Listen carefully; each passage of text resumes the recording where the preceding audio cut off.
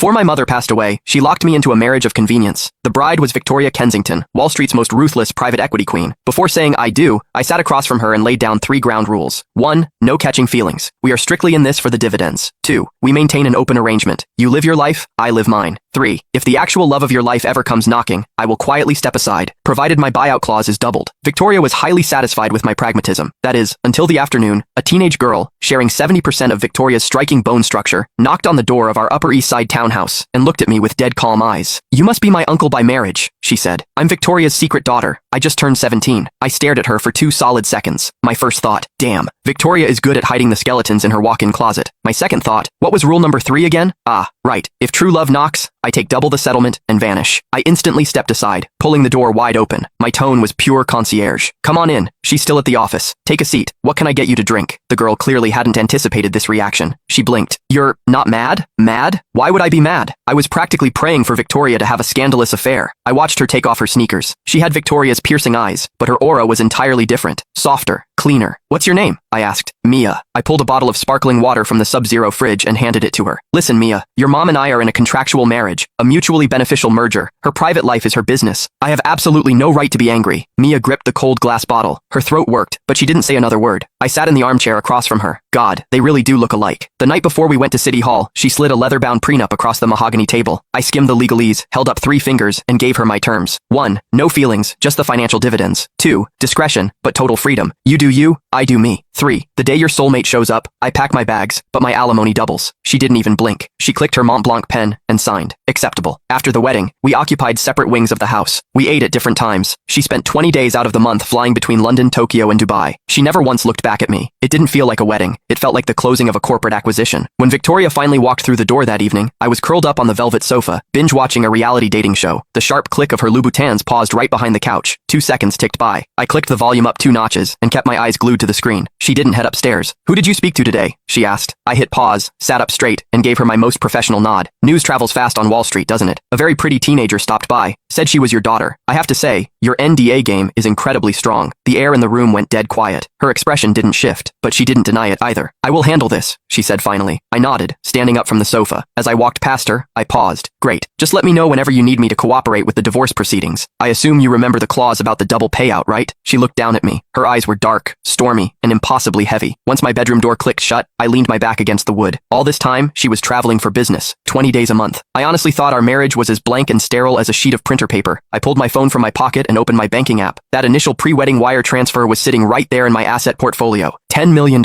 Double that. $20 million.